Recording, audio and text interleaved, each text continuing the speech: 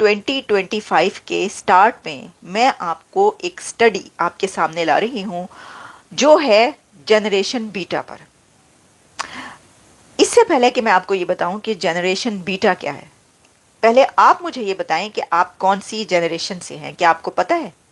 क्या आपको पता है कि हर इंसान किसी ना किसी जनरेशन से ताल्लुक रखता है और उन जनरेशन्स के नाम भी हैं, टर्म्स हैं।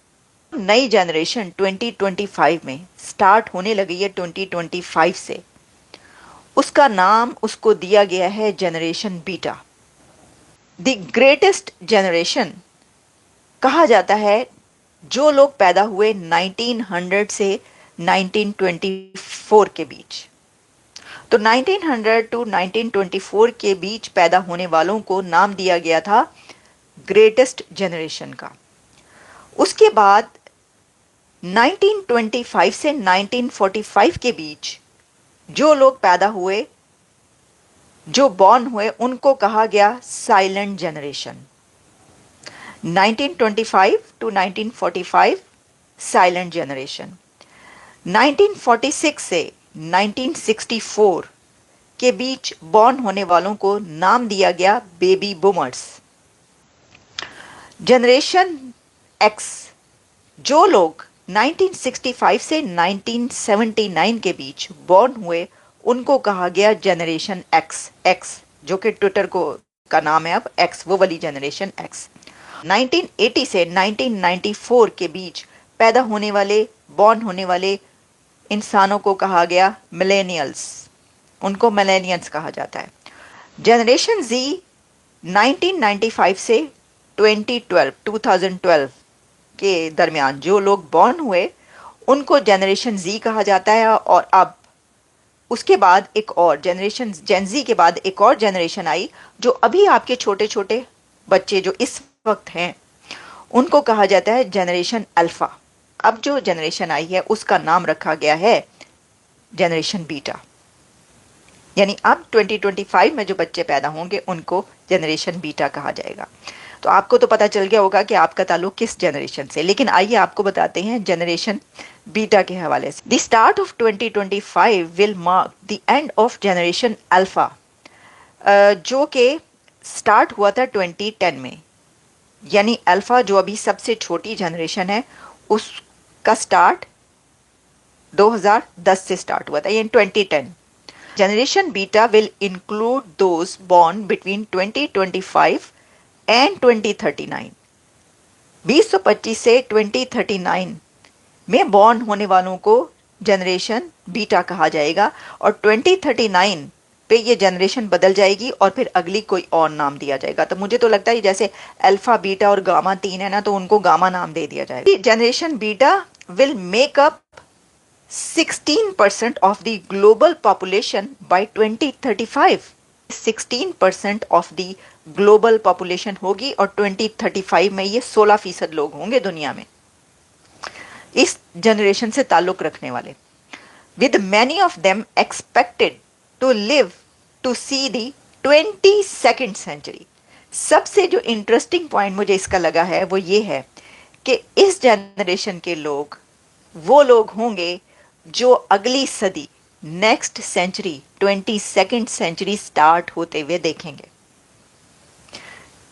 जो कि आप और हम नहीं देख पाएंगे या शायद ना देख सके। भाई शायद नहीं, मतलब ऑब्वियसली ठीक है, लेकिन क्या पता 100-200 साल की जिंदगी भी हो सकती है। बिल्कुल होनी चाहिए, मैं तो कहती हूँ 100 ईयर्स तो कम से कम लाइफ होनी चाहिए। अच्छा, तो ये लोग जो हैं 22nd सेंचुरी देखेंगे। जैसे कि वो कह रहे हैं कि as we have seen with millennials, the generation Z and now generation alpha, technology जो है उसने एक बिग पार्ट प्ले किया है हर ग्रुप के अंदर। लेकिन मिलेनियल्स जो हैं उन्होंने जो एक्सपीरियंस किया वो अर्ली ग्रोथ ऑफ इंटरनेट था, और फिर वो एक्सपैंड किया इंटरनेट, और फिर फर्दर जब जेनजी आए तो वो उन्होंने और भी वो इंटरनेट में काफ़ी टेक्नोलॉजीज देखते रहे। अल्फा जो हैं वो भी सराउंडेड रहे बाय टेक्नोलॉजी और रिसर्च, और फिर उसके अंदर जो है वो स्मार्टफोन्स, अल्फा जो जनरेशन है उसके पास और उन्होंने जो है ये लर्निंग ऑनलाइन उनका यही रहा। और फिर इसके अंदर जो है they are now also seeing artificial intelligence, जो कि क्लासरूम में भी आर्टिफिशियल इंटेलिजेंस आ चुकी है।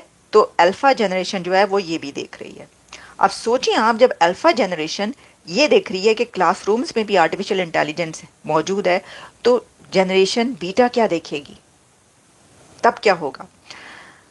when generation beta जो है, it is anticipated this generation will be extremely technological, integrated and also very curious। Generation beta का बारे में कहा गया कि first generation to experience transportation at scale, और जो हेल्थ एंड टेक्नोलॉजीज आगे बढ़ने जा रही हैं कि 100 साल 200 साल भी इंसान जी सकेगा, तो ये बीटा के लोग ये देख पाएंगे। And virtual environments as standard aspects of daily life, ये सब कुछ उनको देखने को मिलेगा। तो जी ये कुछ इसमें मैंने आपको बताया, मैंने आपको बोला था, सही बोला था ना, कि ये काफ़ी इंटरेस्टिंग स्टडी है, इसके ऊपर बात करने में मज़ा आएगा। उन्होंने ये प्रेडिक्ट किया है, ये जिसने ये किया है मैक्रेंडल, that digital and physical life जो है वो जो जनरेशन बीटा है उसके लिए ना होने के बराबर होगी। फिजिकल लाइफ उनके लिए कोई हैसियत ही नहीं रखेगी। अभी भी आप ये जो जनरेशन चल रही है, आप खाने के लिए बैठते हैं जब टेबल पर, तो आपके सबके हाथ में, हमारे हाथ में तब भी मोबाइल फ़ोन होता है। तो हमारी जो लाइफ, रूटीन लाइफ है, उससे हम किसी और लाइफ में जी रहे होते हैं। आपने कभी ये सोचा है कि हम इस लाइफ में नहीं जीने, और क्योंकि हमारा जहन, हमारा माइंड, हमारा ब्रेन काम कर रहा होता है सोशल मीडिया पे और मीडिया पे उस वक्त, क्योंकि हम देख रहे हैं इंस्टाग्राम, वो तो कोई और लाइफ है, वहाँ पे तो कुछ और चल रहा है। हम देख रहे होते हैं फेसबुक, हम देख रहे होते हैं एक्स, और हम देख रहे होते हैं यूट्यूब, वहाँ पे कुछ और लाइफ चल रही है। तो हम इस लाइफ में नहीं, तो वो कह रहे हैं कि ये वाली जनरेशन बिल्कुल निकल जाएगी और भी ज़्यादा इससे।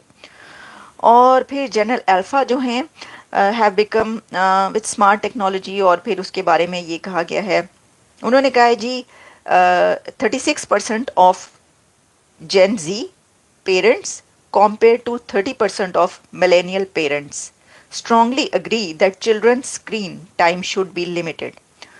अच्छा, फिर इसके अंदर प्रेशर ऑफ क्लाइमेट चेंज, इस तरह की बहुत सारी वो उन्होंने शामिल की हैं, जिसमें कहा है कि according to research 71% of millennials and 67% of Gen Z believe climate change should be the top priority to ensure a sustainable planet for the future. तो सबसे इंटरेस्टिंग पॉइंट जो है वो यही लगा जो मैंने आपको बताया। अच्छा, उन्होंने कहा है कि this generation will likely represent those born between 2040 and 2054। ये जो उन्होंने कही है, कौन सी जनरेशन, जो कि बीटा के बाद आएगी।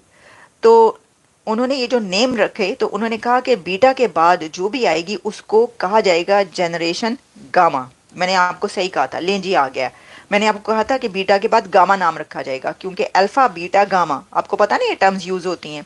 तो नेक्स्ट जनरेशन गामा होगी, और जो गामा जनरेशन है will likely represent those born between 2040 and 2054।